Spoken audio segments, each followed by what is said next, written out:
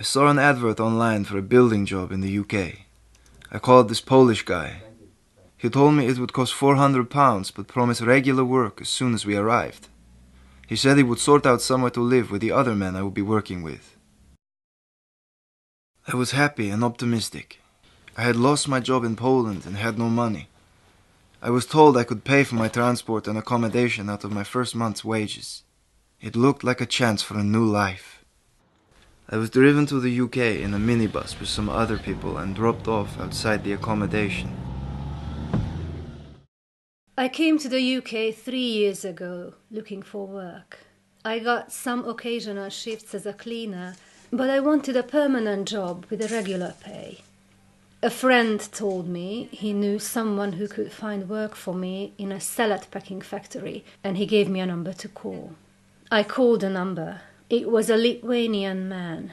He said the work was guaranteed.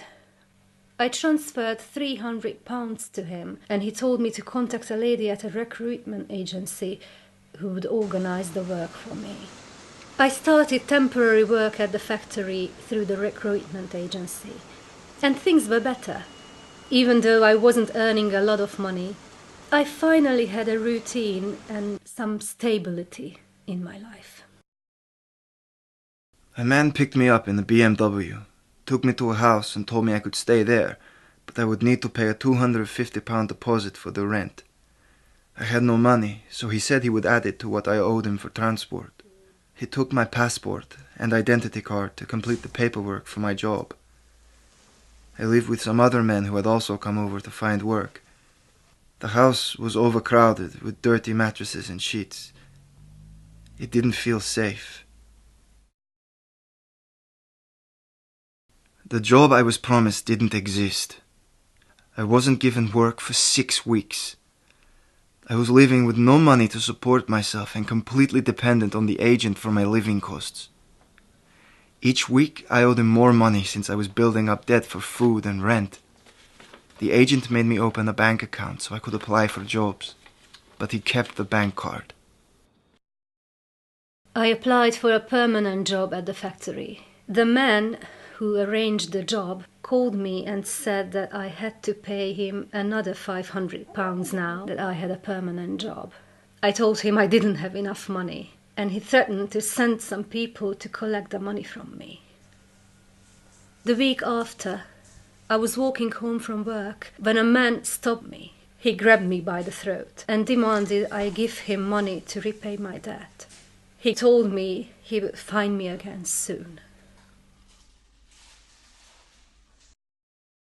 I heard that other people from the factory owed this gang money too. Some of them quit their jobs and went back to their home country. I eventually saved up and paid back the £500, but they told me that I owed them interest because I hadn't paid them back on time. I was taken to recruitment agencies to apply for jobs. He told me to give his address instead of the one I was living at. He told me a mobile phone number to give, as the recruitment agency would text me when more work was available. I was given a temporary job packing chicken in a factory. As soon as I was paid each week, he would use my bank card to take out all of my wages to cover the money I owed for travel and accommodation. He gave me only £20 a week to buy food.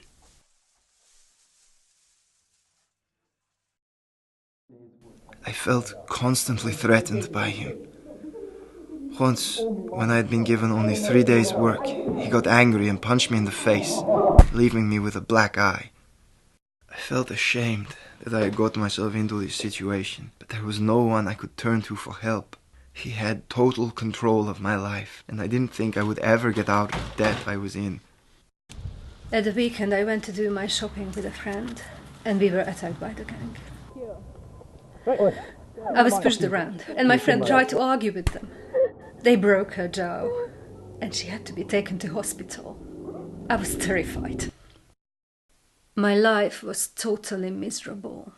I didn't leave the house for months, except for work. And I couldn't sleep because I was too scared that the gang might come to my house in the night. I wanted to ask for help, tell someone what was going on, but I didn't know who could help. I thought about calling the police, but I didn't know if they would understand or help, and I was scared that the gang would find it out. A detective came to my house with a Lithuanian translator and said he was investigating a gang that had been threatening workers in the area. He said that he could protect me from them. I told him everything that had happened, and he asked me if I would be willing to give evidence in a trial.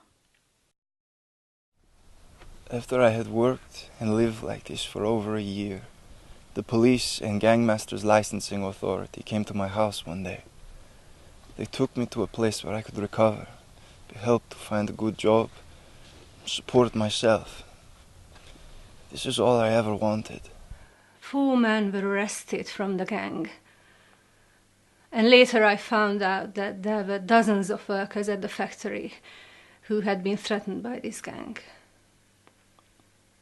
The police found new homes to those who had been badly hurt, and they also arranged protection for their families in Lithuania.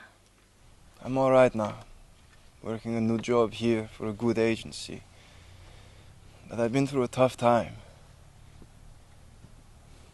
When I look back at everything that's happened, I realize how easy it is to get trapped in a really bad situation. I should never have paid for a job that I didn't know existed. I should never have paid for a job. This is not legal in the UK. I should never have given away my passport and identity card. By then, it was already too late. I should never have got into debt with someone I didn't know or trust. I was stuck in debt to him, and he controlled my bank account. I was afraid that he would attack me if I did anything wrong. I know there are still many more people who are trapped like I was. If my story sounds like yours, or someone you know, please be aware there are several ways to get help and to get out of this position. Don't get trapped like I was. And if you know anyone who is, contact the Gangmasters Licensing Authority or Migrant Help. Anything you say will be kept confidential.